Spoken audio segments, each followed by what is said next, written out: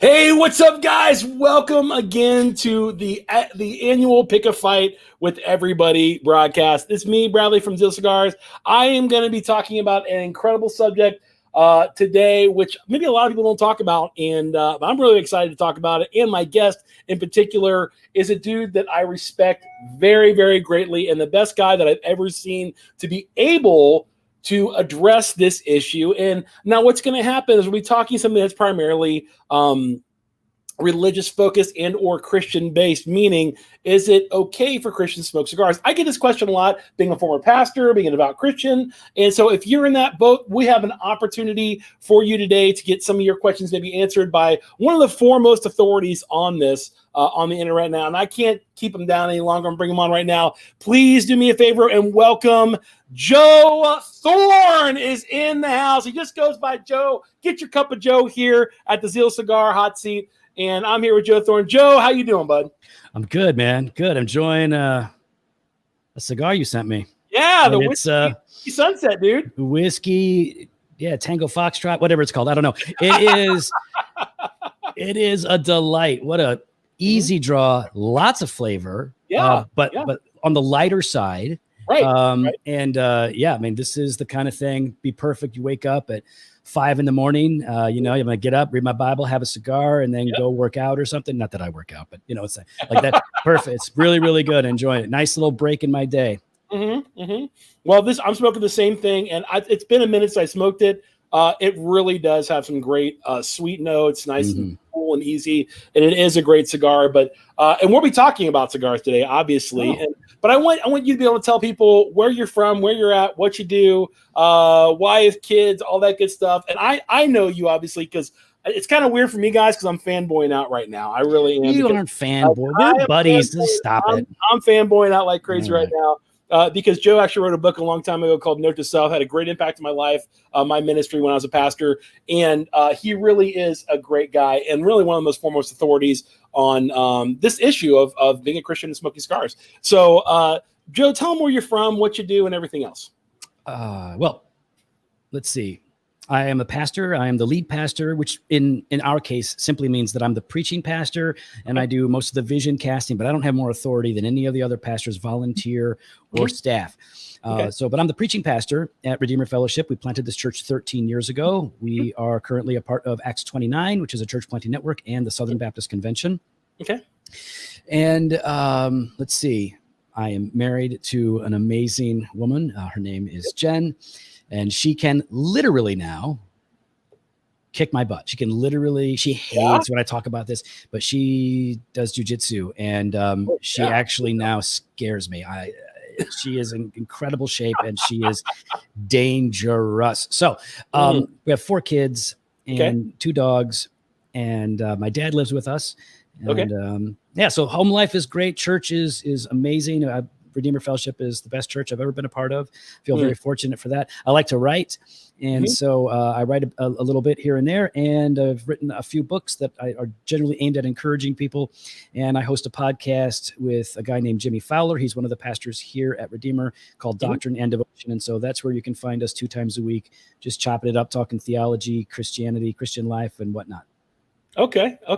Well, just giving a couple shout outs right here. I guess Lee Mack is on here somewhere.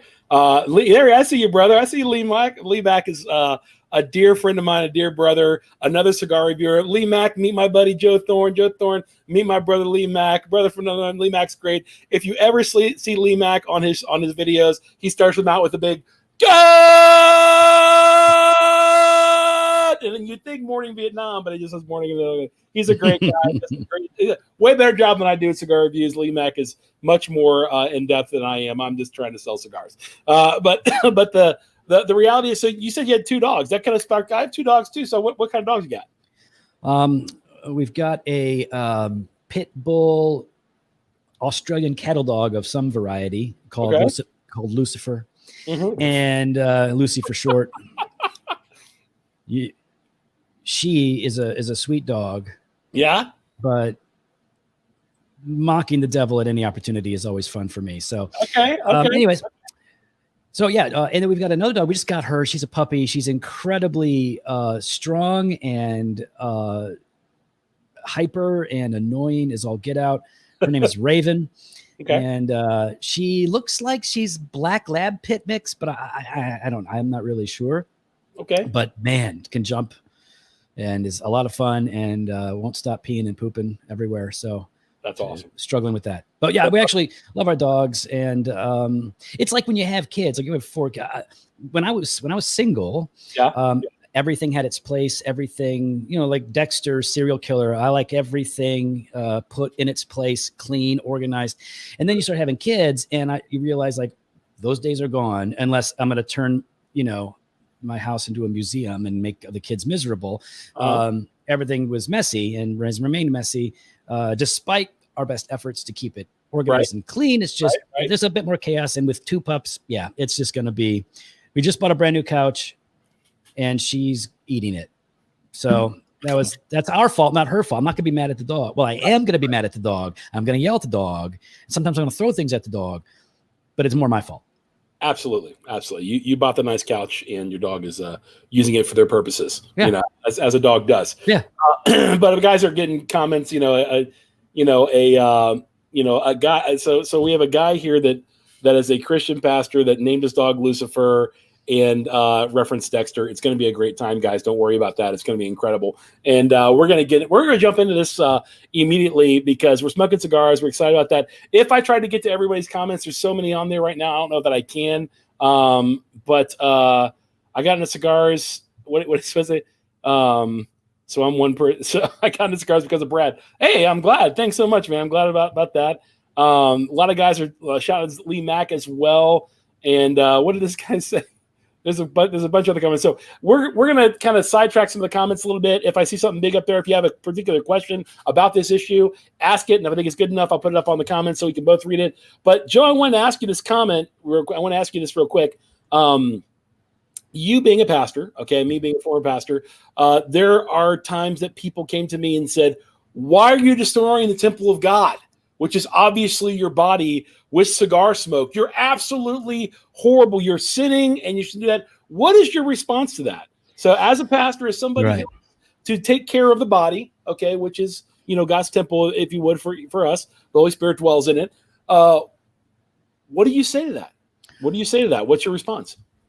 Fortunately, because I've been open with my cigar smoking habits forever and public and about everything that I do, nobody's surprised. So I don't really get pushback from the church, from our church. Yeah. And they all know if they're looking for me, I'm smoking somewhere. So they just follow their nose and they will find me. Right. So when people say a couple of different things, sometimes people will argue smoking is destructive to the body. Therefore it is sin. So you shouldn't do it. That's one of the things they say, and they'll use the body as a temple of the Holy Spirit. Now, appealing to 1 Corinthians and the body being a temple, and you shouldn't defile the temple by smoking and degrading it in that way, sort of assumes a certain interpretation of the text that isn't warranted. So on the one hand, I would say, let's put on hold for a second the health risks associated with smoking. Let's just look at that passage. And in that passage where the human body is said to be a temple, so is the local church, by the way. But in this passage, the human body is said to be a temple of the Holy Spirit. The Holy Spirit dwells within us, and we should not defile the temple. But when Paul talks about defiling the temple there, he is specifically talking about sexual immorality. You do not defile the temple, and Jesus makes this point by putting things into it, right? It's defiled by what comes out of it.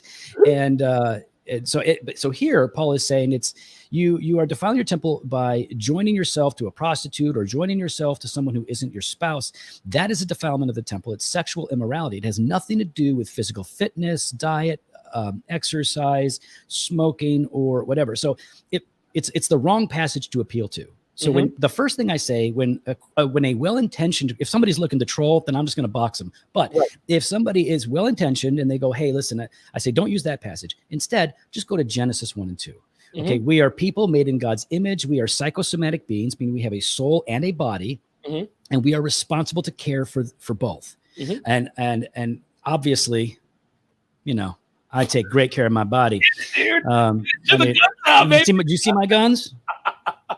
So okay. Guys, I apologize. He's flexing on everybody. To varying degrees, right? We're going to take care of our bodies. So go there and say, like, we're supposed to take care of our bodies. Okay, so now we're talking about things that are bad for the human body, and we could start to break it down into, health risk. Mm-hmm. So you're concerned that smoking is a health risk. And if they're actually looking for answers and want to have a conversation, I simply begin to show them the differences between cigar smoking and, say, cigarette smoking. Mm-hmm. The simplest differences being, well, when you're smoking a cigar, you're not inhaling, you're puffing on burning tobacco. Right. So you're not breathing it into your lungs in the way that you would a cigarette. You're puffing on it to enjoy the taste, the flavor, the ritual, and just to have the aroma. It's quite a bit different. And you're also not dealing with chemically treated tobaccos in the way that you would find in, say, a pack of Lucky's Unfiltered or whatever. So we're dealing with something differently. Also, you're generally ingesting, you are ingesting in some way because the nicotine does get into your body and whatnot. But it's you're not smoking a pack of cigarettes and inhaling them. You're puffing on a cigar for a period of time. Mm-hmm. Now, so I'd like to point out those differences and then say, well, the health risks associated with cigar smoking are radically different than the health risks associated with cigarette smoking. And there have been tons of studies done by anti-tobacco companies, groups, organizations, as well as government institutions that consistently show that moderate cigar smoking is essentially. I don't want to overstate it, so I'm not going to overstate it. I'm just going to say when you actually read the studies, not just the summary, when you read the whole study, it looks to me that moderate cigar smoking, which is a few a day, judged by those studies, results in no significant increased risk for throat, lip, lung, none of those cancers. None of that. There's virtually no increased risk. But let's just say, okay, there is some increased risk, and there isn't. There is a risk. Okay, so then that begs the question, if somebody says, well, it's a risk to your health, you are damaging your body, and let's all agree, this is not good for you. Right? Can we agree on that, Bradley? Cigars are not physically good for you? I don't know about that. I think I would debate it in some way. In some way. In some way. But it's a superfood. It's not a health food. It doesn't have vitamins in it. Food. It's not something that you need to live. There's no doubt about that. I mean, I know plenty of people, including myself, would probably debate. I will say this, and I'll give you a little pushback on this. Our cigars, are inherently healthy to the human body? Bottom line, I have to say no. Okay, right. That's all I'm saying. But yeah, and what I would say though, to quote doctors and to quote many people actually in the comments right here, I think is important. There's a certain blood pressure lowering aspect of cigars. You're coming around with buddies, you're relaxing, and maybe sitting in the morning, with a good cup of coffee and a cigar. I mean, your heart rate might be going up a little bit by nature of the fact that you're still waking up and everything, but there is a certain stress. I mean, I have a buddy named Chris. I call him California Chris. One of our. Why do you call him that? Guys. Where is he from? He's from California Chris. Oh, okay. Yeah. So he's a doctor, and I asked him. I said, "So what do you think the number one health risk of cigars are?" And he says, "Let me tell you what the number one health risk of period is of anybody. Stress. Stress is the number one reason people die." And he just said stress is the number one reason. And if a cigar enables you to relax a little bit, well, then you've just decreased your stress level, and it can really help. This is why there's guys at 90 years old still smoking cigars. Yeah. It's a de-stressor for them, No, I totally agree. And I think that's something that we should talk about are the benefits, the health, the mental health, the social health benefits of smoking, because there are significant benefits that most people don't consider when they're talking about the risks. But if we go back to that issue of risk, let's just say that there are risks associated with cigars. Yeah. You are now assuming that risk equals sin.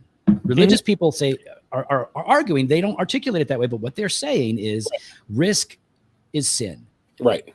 Or any detrimental impact to the body is sin, which would eliminate everything from sports to cheeseburgers and everything else. So you can't be consistent with that, especially if you're Southern Baptist, because we're the fattest group of people on the planet. Statistically, you can't find fatter people than us. And I'm including myself in that. I'm sitting here with a t-shirt that's a little baggy on me, so you can't see my man boobs. So we are not in any position to be arguing like for a very strict care of the human body, because Southern Baptists simply don't care about the human body, at least their own as a general rule. And so I would say that that risk itself is not inherently sin. Skydiving isn't inherently sin. And if we are saying that anything that harms the body or can kill you is a sin, then let's look at the number one killer. The number one killer would be heart disease associated with diet. It's stress. So right. So because your heart, you're overweight, your high blood pressure cannot handle the stress. Right. So your heart stops. That's the number one thing. But ain't nobody want to talk about that, because we like our fried chicken, potlucks, potato salad, chicken wings, cheese dip. I do. Preach. Yeah. I want to have all of that tonight. Follow it up with a cigar. Yeah. Exactly. So I want to affirm them and say, listen, we do need to care more about the body. America tends to be one of two extremes, right? They're Instagram fit, right? Which means they at least look fit, or we are super unhealthy. And we really do need to find a balance and not be shamed into looking a certain way, but we should take care of our bodies. Absolutely. But smoking a cigar is just not significant enough of a danger for me to encourage people to not do it, unless they are previous cigarette smokers. There are measurably increased risks associated with people who used to smoke a lot of cigarettes, have stopped, and now only puff on cigars. There are still some risks there. And I would say that, so I would say be careful, basically try to practice moderation, of course. And people that are trying to inhale cigars, it's a bad idea. Don't do that. So you let the cat out of the bag. You answered it pretty good. I'll give you that, because obviously you're the foremost. I don't know why you keep saying that, but go ahead. I'm going to put you in that category right now. So you're my cigar pastor. We're going to put you up there. Okay. Some of the questions people are asking, it's really interesting because I can see all these on the side, and somebody did ask the question, and I'd be interested in your answer on this in particular. And I didn't prep you for this or anything like that, so feel free to decline if you want. You probably won't, but but somebody asked the question. They said, "What about cannabis? Would that be in the same boat as alcohol necessarily?" So, what would be your answer to that? Well, okay, yeah. Let's. Well, let me, for the record, okay. Back in the 80s. Yep. When I was a pagan Satanist, greatest generation to ever be raised, without a doubt. Without a doubt. Yep. You want to know how 80s was the best generation? Look at the screen. Boom. Right there, right there. That's it. Right see him? Right there. Okay, so yeah, I smoked a fair bit of weed. I took a lot of speed and did a lot of bad things. So I'm not speaking from ignorance of experience here. When I say I know a little bit experientially about marijuana, but I'm not a scholar. I haven't done tons of research, but I do tend to read and keep up on it. When somebody says that, and let me just, I'll tell you where I'm at up front. I don't smoke weed. It's totally legal here in America. I'm not in Illinois. No interest in smoking weed. My best argument against smoking marijuana is that high people are annoying and not funny. And they think that they are. So if you want to be annoying and unfunny, but think you're funny, then smoke weed.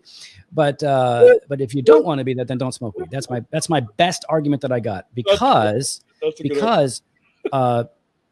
smoking weed and the experience of getting high, at least at some degree, is not equivalent to being drunk or intoxicated. Now, again, it actually is more difficult than most Christians think, because most conservative Christians don't drink.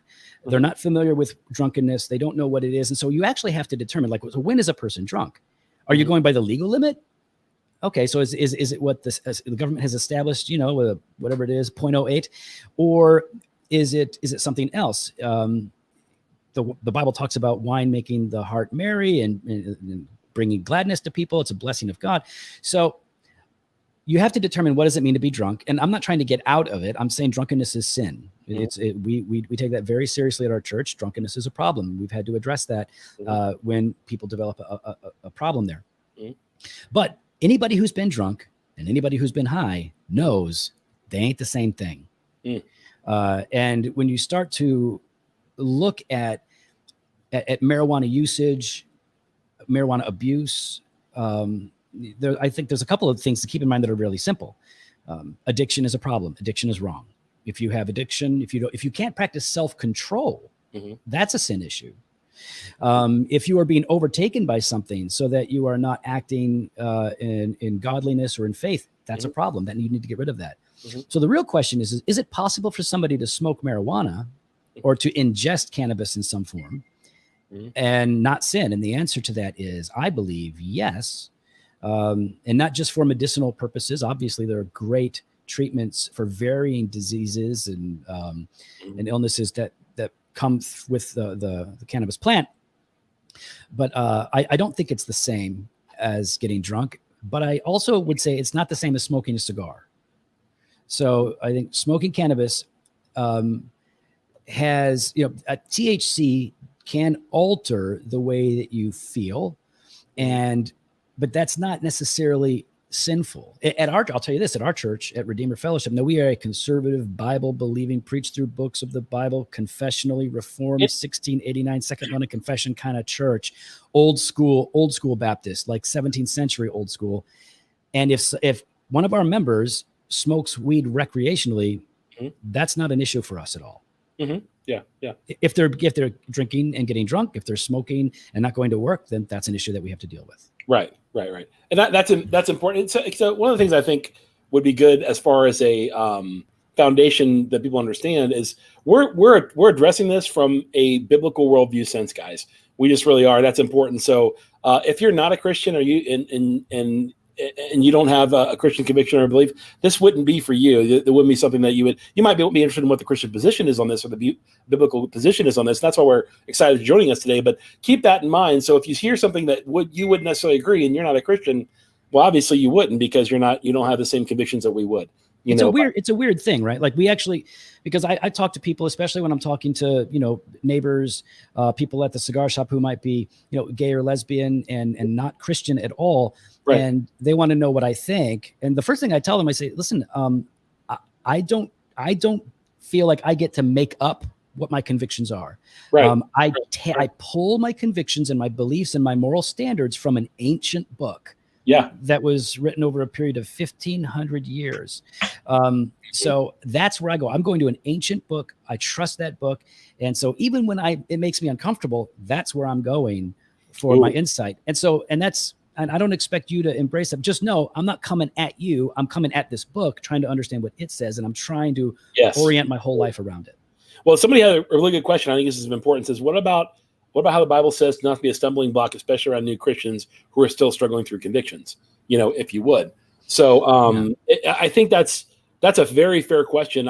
If I can address it real quick, I'll let you address it in that regard. One of the first things, if they didn't identify themselves as a new Christian or anything else like that, and I didn't know that was the case, I'm not responsible to their convictions. That's the first thing. So if they come into a cigar shop, sit down, start smoking a cigar with me, and they're like, "This offends me," I'm like, "What are you doing here?" Yeah. I by the way, I have had an instance where somebody came into a cigar shop with somebody. He was lighting up a cigar. Then I lit up a cigar because I was a pastor. He was radically offended, and he was like, I can't believe you're doing that." And I was like, "Well, bro, you didn't even identify yourself as this would be a stumbling block. Why would you put yourself in this location?" At that point, if you think it's a stumbling block, I didn't know you were a pastor. I don't think pastors should be smoking cigars. And I'm like, well, I can't be behooven to your personal conviction. I hate the cancel culture. I hate everyone's triggered by everything. I hate all that kind of stuff. I really do. And the fact that you're here shows me you're a little bit more of an adult, to be able to go, okay, well, maybe that's his conviction. That's what he can do, and the Bible never exclusively says it's sin or whatever, like that. So it's one of those things that I'll never forget. So that's my answer to that. What would your answer be? First of all, we should be sensitive to each other. If you know that somebody is struggling or has a problem with something, the Bible's pretty clear that we should put one another first, consider their interests and their put their interests before ourselves, right? Consider their well-being before we consider ourselves. But Christian liberty is an important doctrine, and we need to understand how it actually works. So the idea of causing a brother to stumble is not to bother them. It's not to annoy them. It's not to even do something that they disagree with. In the context of, Romans, 1 Corinthians, like this whole idea is that by your practice of doing something that is lawful and godly, permissible and good, by your public, let's not say public, by your engagement in doing something that you are biblically allowed to do in the presence of a person whose conscience won't allow them to do it, causes them to want to do that very thing and go against their conscience. That's what it means to cause a brother to stumble or a sister to stumble. It means actively encouraging them to go against their conscience by not refraining from that liberty while in their presence. That's all that it is. Now, there are still some problems here, because sometimes people believe it's a sin to drink milk. There are people in our churches that think it's a sin to drink milk or to eat anything that has a face. And so how is this different? How is this any different? Like, in their presence, will I not eat meat? Well, we ought to consider that, right? If I'm inviting them to my house and I know that they are vegan and rather amped about it, well, I want to be aware of that, and I'll probably make something for them to bless them and do it. But when they're not there, guess who's eating face every day? I'm eating face. I'm eating face, legs, the belly, the butt. I don't care if it's an animal. I'm gonna eat that thing. But if these people, these weaker brothers and sisters, are out there saying it's wrong to do this, that's when I think the Apostle Paul would say, "Oh, really? Well, I guess now it's public. We're going to go ahead and do this right in front of you, because now you're saying something is sin that the Bible says is not sin, and in that case, Paul ain't having it." I think the Bible's pretty clear on that. So, yeah, we shouldn't cause one another to stumble, but we need to define what it means to cause them to stumble, to go against their conscience and do something that they think is wrong. But if they are saying it is wrong for everybody to do it, that's a different animal altogether. Right. I definitely agree with that. So it's really, and so, it's funny because, there's a couple comments on there saying, a couple rules in the lounge is we don't talk about politics or religion. It always goes there in our lounge. Yeah. Every cigar lounge that I go to, people talk about politics. I appreciate the comment.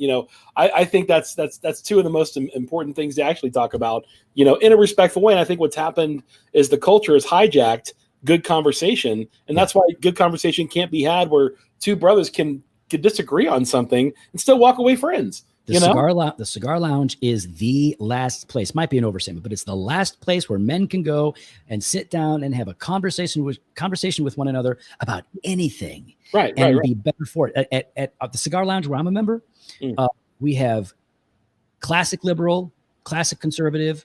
We have right wing, like far right guys, and we've got like far lefties.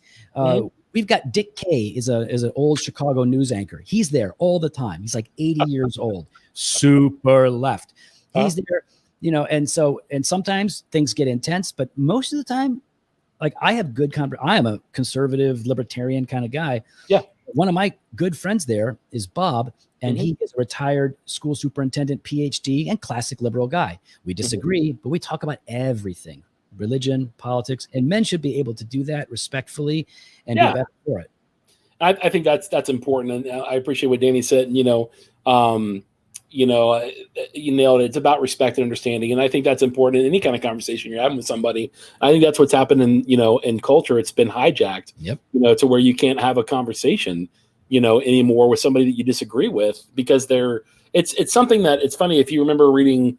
Remember Josh McDowell back in the early 90s wrote a book called The New Tolerance? Yeah. When he was talking about, I remember reading it and I remember thinking to myself, that's never going to happen. And here we are. He was early on that. Right. He really was. And the fact is that the new tolerance that he was talking about is you cannot have a conversation with me unless you accept every single one of my precepts and principles as fact that is true and is equal for yourself, which is everybody would disagree with. Everybody, I don't care who you are, you would disagree with. Now validating that you feel some way or something like that, that's one thing. But saying that that's true for all people at all times and all principles, that's asinine. Any kind of culture. Yeah, I think you're totally right. Josh called it back in the day. We can't have a conversation, but the reason we can't have a conversation is because we can't disagree. Right. And I think that happens on both sides of the spectrum, though in my experience, the more volatile reaction tends to come from the left. Mm-hmm. But in your experience, you might experience it more from the right. But in my experience, the more volatile reaction and intolerant response to my perspectives tends to come from the left. Mm-hmm. More than from the right. And so that's probably why I experience it that way, because I am more on the right. But it definitely goes both ways. And I just, like, you and I were talking about it earlier, like, man, ultimately, I'm supposed to love my neighbor. Like if you're not familiar with the Bible, God the Father and Jesus himself says this, right? The argument is that all of the commands of God can be summarized by saying, love God and love your neighbor. Mm-hmm. Love God first and love your neighbor as much as you love yourself. Mm-hmm. And so, like, the call to love my neighbor means I need to be tolerant of them, their habits, their practices, their beliefs, and not cancel them because we disagree with them. Now, if they're actively hurting people, then I'm gonna get involved, right? That's different. That's a different. Right. Otherwise, man, you want to vote for whomever you want to vote for, or argue, stand up, march, like, all that's great. Like, I love that about our country. Mm-hmm. But the inability to actually sit and befriend somebody who is different from you is sad. And it demonstrates that our country is increasingly going to be in more trouble.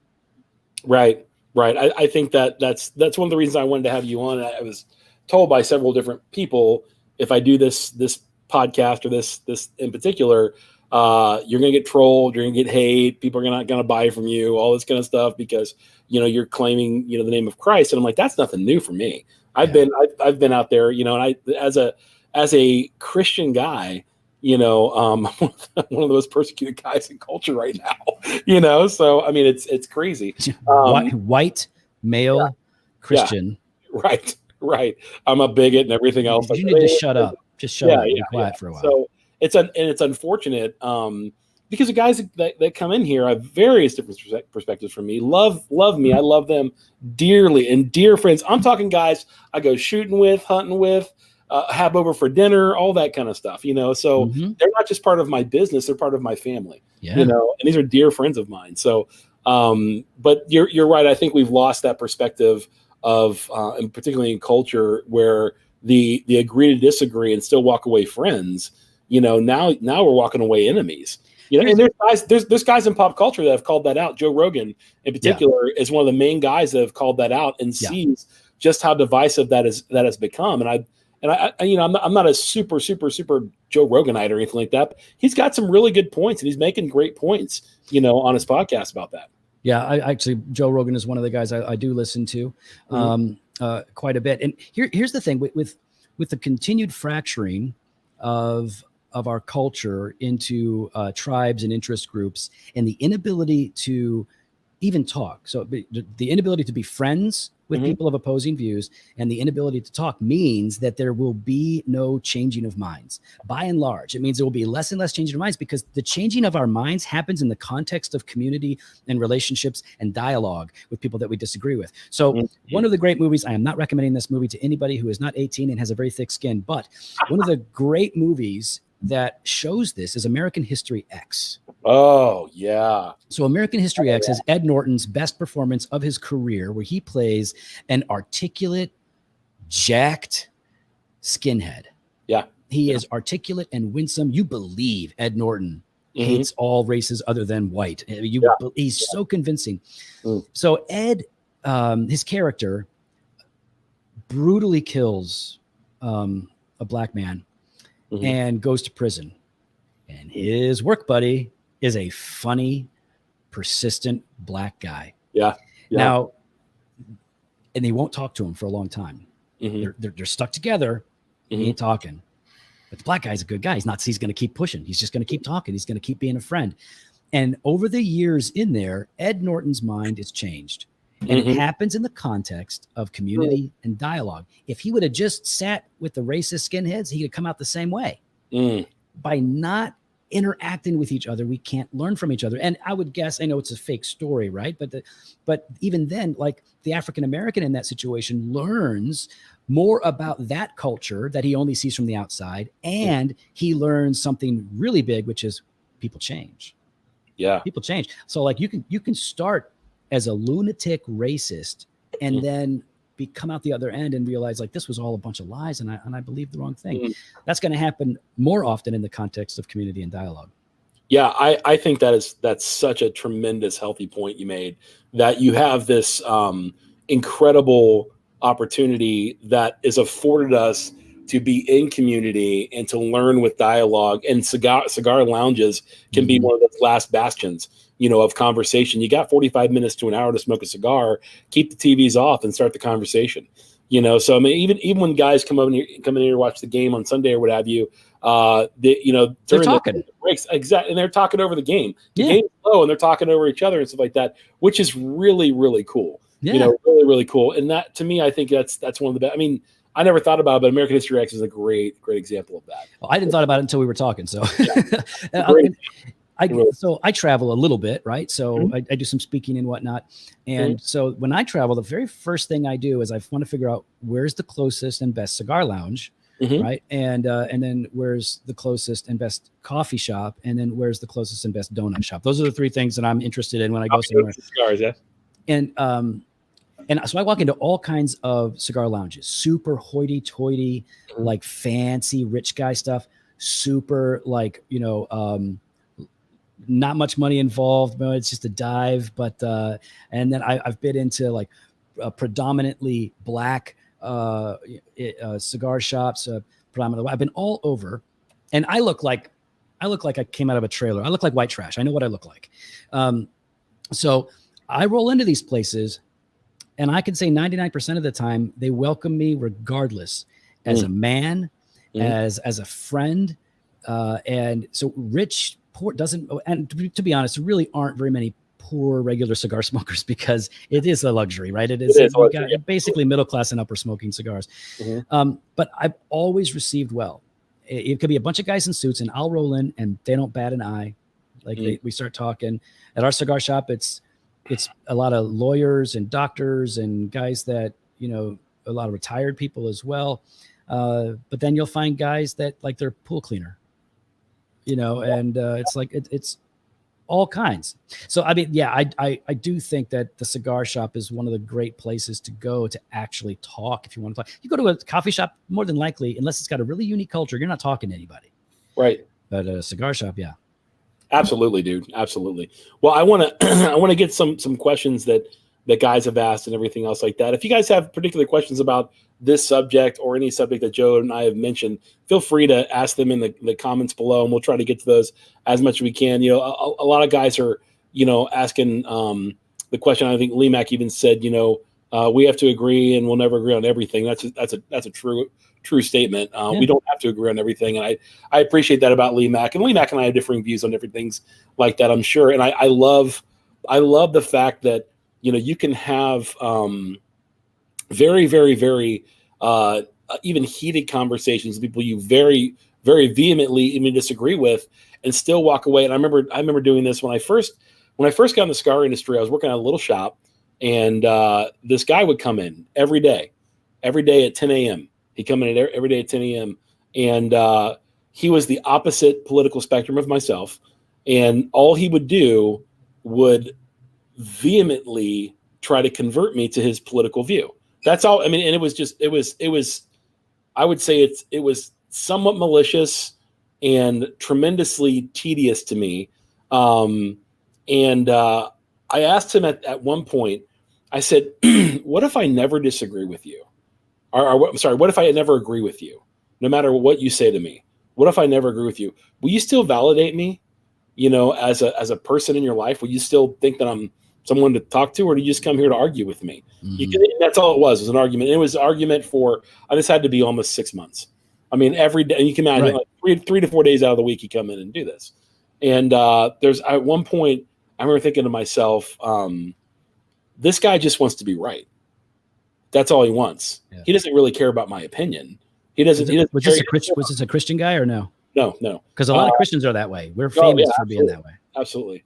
I don't know what. I don't even know because he never talked about it. Oh yeah, he did, and he thought I was a hypocrite as a Christian and not having the same political stance that he did. Right. And I said that's interesting. Do you believe that we have the right to disagree? You know, this kind of thing. And he would say he would, but his actions, and I think this is important to state, his actions are contradictory to what he's saying. I mean, the way that he treated me, the way that he spoke to me, the way that he, I was just shy of his bitch. I mean, that's kind of what he did. I mean, he would just say things like, "Go get that for me. Shut up. Go do this. You Christian," or something like that. And I remember thinking to myself, like, obviously. And at one point, I literally told him, I said, "Please don't come in tomorrow. I just want a day without you." And he's like, "Really? You're losing my money?" I'm like, "That's okay to me. Right now, it's not worth my time, effort, and energy because all you're doing is yelling at me, the whole time." So I think the respectful dialogue and the understanding for where people are coming from is greatly needed, if not more than ever. And most people don't do that. Most people are triggered by something and they just dismiss it altogether. I think it's important that they know that we've, like you were talking about, that they know that we value them as people and that we value the community. So like when I started going to the cigar shop that I'm going to now, that I'm a member of now, I joined, and a bunch of people from the church joined at the same time. And the regulars there, the old timers, were like watching us because they know pastor, Christian, planting a church, going into ministry, whatever. Yeah. And I found out later on that they were concerned that we were going to come in and try to convert everybody, and that we were going to come in and change the lounge. Smash got to a few months later, they themselves are calling the members' room the rectory, and they pulled me aside at one point, and a couple different occasions, they all said the same thing. We were worried you were going to come in here and ruin this place, but you haven't. You made it better. We know that you want us all to believe in Jesus, of course, and that makes sense because you believe in Jesus.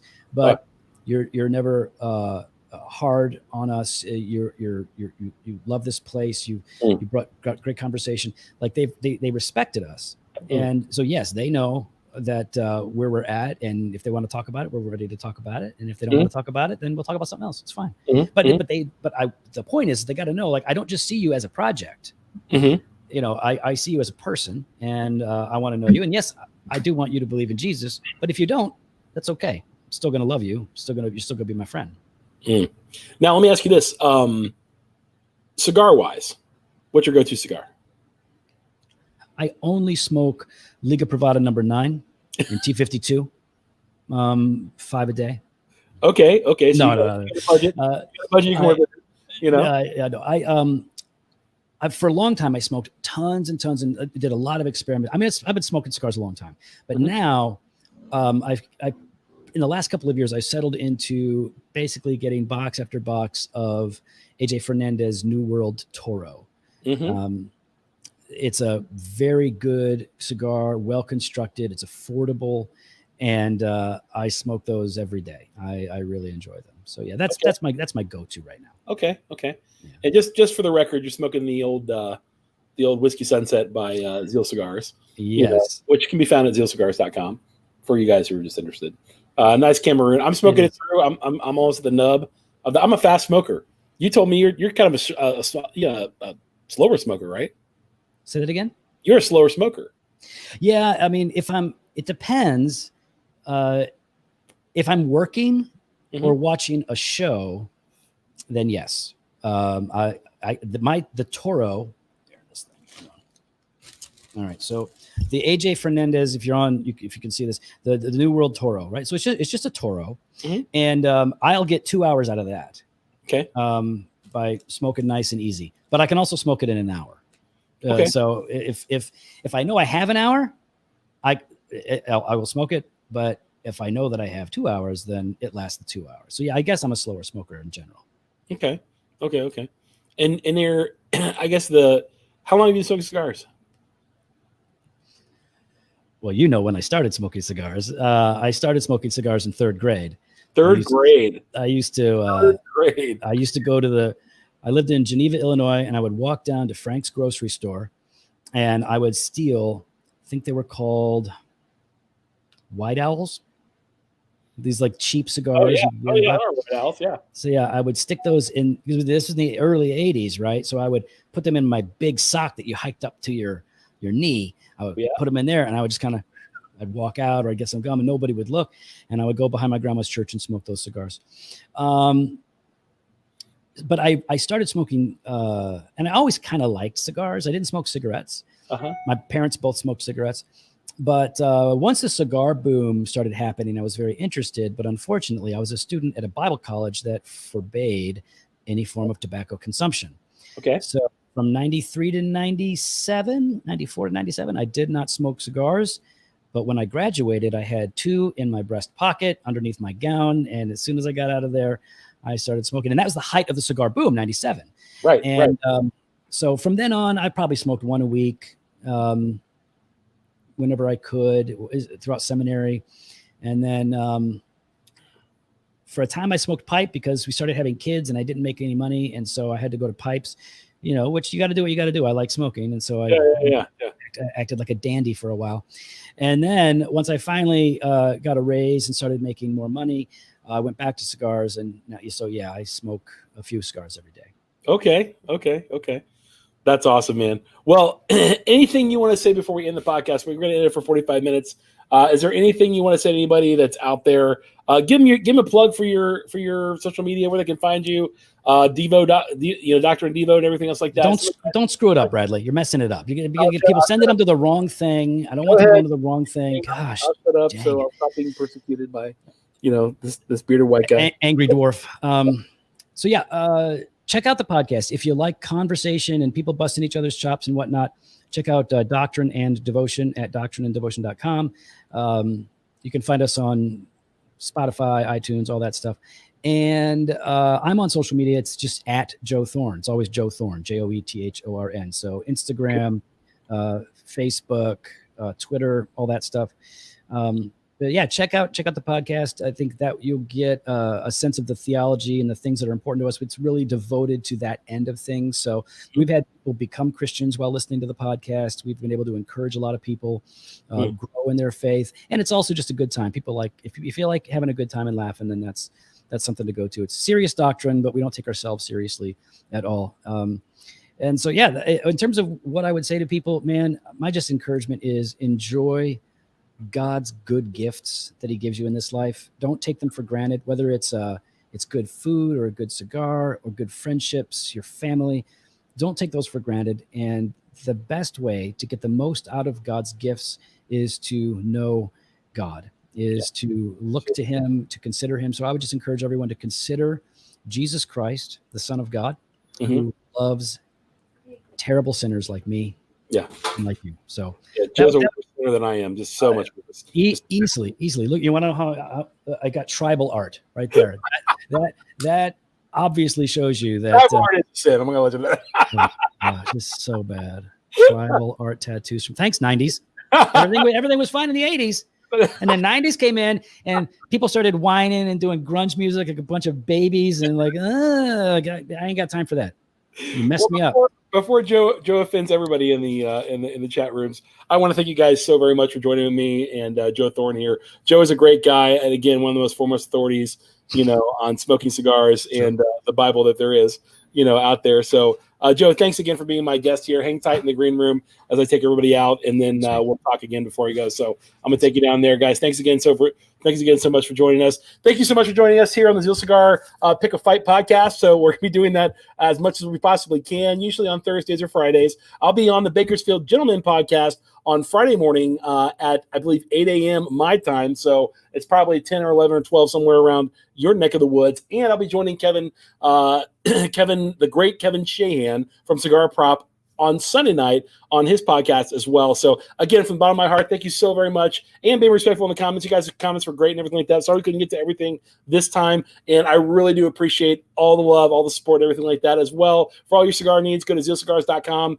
Zealcigars.com, where you get a deal where you shop with Zeal. You guys know the jingle and all that kind of stuff. So I'm out of here like last year. Love you guys. I'm out. And if I can hit the button, peace. It never does it right.